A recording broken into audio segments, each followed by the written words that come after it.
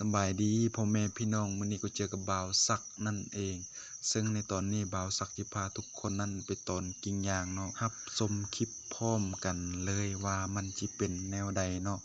บัดนี้เรามาชมวิวหน่อยนึงเนาะระหว่างอันเฮาสิไปตอนเนาะเฮา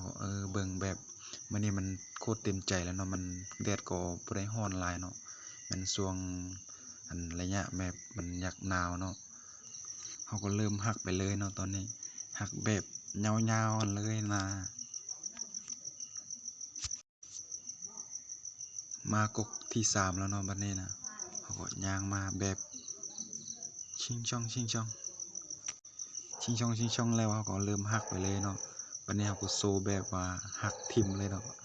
บ่แม่นเนาะหักเอาเนาะบัดนี้เขาทั้งหักแต่ทั้งใส่ปุ๋ยเลยเนาะเขาก็จับปุ๋ยมาแล้วก็กำมากำหนึ่งเนาะเขาก็ยัดเข้าไปเลยถมดินหน่อยนึงปุ้งปุ้งปุ้งหลังจากนั้นก็ขอให้มันดินมันปุยมุยเนาะอันนี้มันกกมันยังบ่เป็นตาหักเนาะประมาณอีก 2-3 เดือนนั่นแหละน่าจะได้หักอยู่เนาะเราก็ใส่ไปเรื่อยๆเนาะใส่จนกว่าจะหมดเนาะเราก็มาใส่กกที่3เนาะกกที่2นั่นแหละเราก็มาบัดนี้ส่วนก็โคตรตึบเลยเนาะเราก็แบบว่ามันดูมันเกินน่ะอันนี้เราก็มาหักอีกเนาะหักแดทั้งใส่ปุ๋ยได้เนาะเราก็เริ่มมาแล้วเราก็ใส่เป็น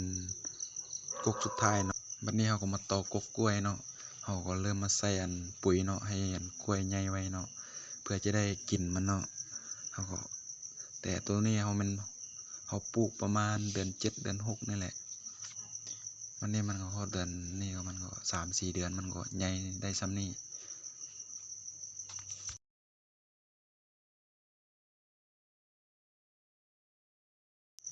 มาเดี๋ยวนี้เขาก็เริ่มมาหักกกยางต่อเนาะ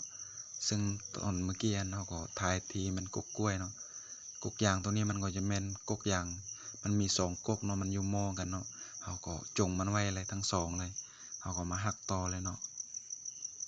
รับชมคลิปแบบยาวๆกันไปซึ่งตัวนี้มันก็จะแม่นต้นที่เฮาอันตอนตั้งแต่เดือน9พุ่นแล้วเนาะมันออกมาหลายโพดเฮาก็หักแต่งให้มันงามหน่อยนึงเนาะเฮาก็เริ่มมาหักต่อแล้วเนาะก็มันก็จิหมดไปเพียงแต่ส่ำนี้เนาะก็ฝากทุกคนเนาะกดไลค์กดแชร์เพื่อเป็นกำลังใจให้เฮาได้เฮ็ดคลิปต่อไปเนาะก็กราบสบายดีพ่อแม่พี่น้องฝากกดไลค์ได้